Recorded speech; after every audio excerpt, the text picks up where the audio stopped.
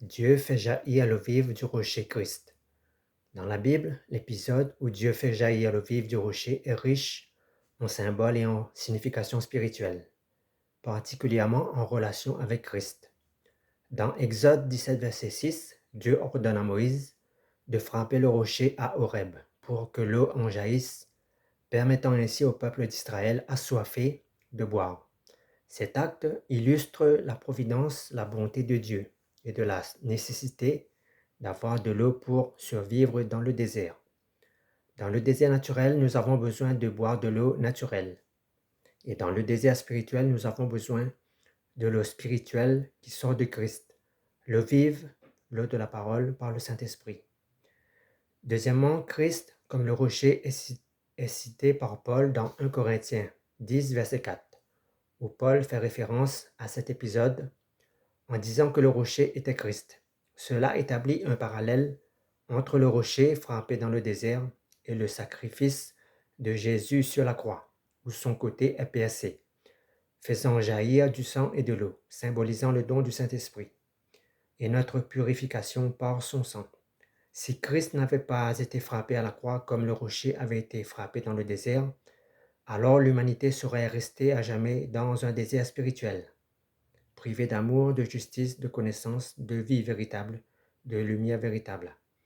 À la croix dans le Nouveau Testament et sur le rocher dans le désert dans l'Ancien Testament, le rocher a été frappé à cause de l'iniquité des hommes envers Dieu.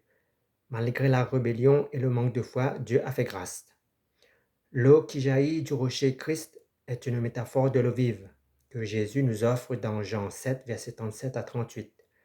Jésus invite ceux qui ont soif de justice, d'amour pour Dieu et son prochain, soif de vivre une vie véritable selon Dieu et non selon le monde, à venir à lui. Jésus nous promet que des fleuves de vie couleront du sein de ceux qui croiront en lui. Et ici, croire est fondamental pour être connecté à la source de vive.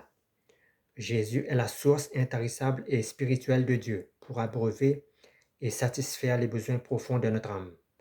L'eau vive représente aussi la purification des péchés et le renouvellement spirituel et de l'intelligence. L'eau vive est une métaphore du Saint-Esprit, le Saint-Esprit qui apporte la vie et la vitalité aux croyants.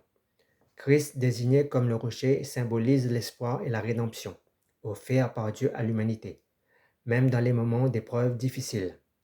Le fait que l'eau jaillisse d'un rocher dans un désert aride nous démontre comment Dieu pourvoit aux besoins de son peuple. Dans les situations les plus désespérées, ce rocher dans le désert n'est pas statique, figé dans un seul endroit. Ce rocher se déplace et suit le peuple, tout comme la colonne de feu guidait le peuple dans l'obscurité. Le rocher suit le peuple pour l'abreuver en eau vive. Ce rocher dans le désert symbolise la puissance de Dieu. Cela démontre que si le désert symbolise la sécheresse, la mort, Dieu au sein même du désert est capable de faire jaillir et de maintenir la vie en abondance. Le vive qui jaillit du rocher est une préfiguration de Christ, soulignant sa nature comme source de vie spirituelle et de purification pour tous ceux qui croient en lui, c'est-à-dire Jésus le Christ. Le vive de Christ purifie nos cœurs, nos âmes, des eaux empoisonnées qui ont contaminé notre système de pensée, des eaux du nihilisme, des eaux de la philosophie, de l'athéisme, du New Age, du wokisme, etc. L'épisode du rocher frappé est souvent interprété comme une préfiguration de Christ, alors que Moïse a frappé le rocher une seule fois. Cela symbolise que Christ n'a besoin d'être sacrifié qu'une seule fois pour expier les péchés de l'humanité.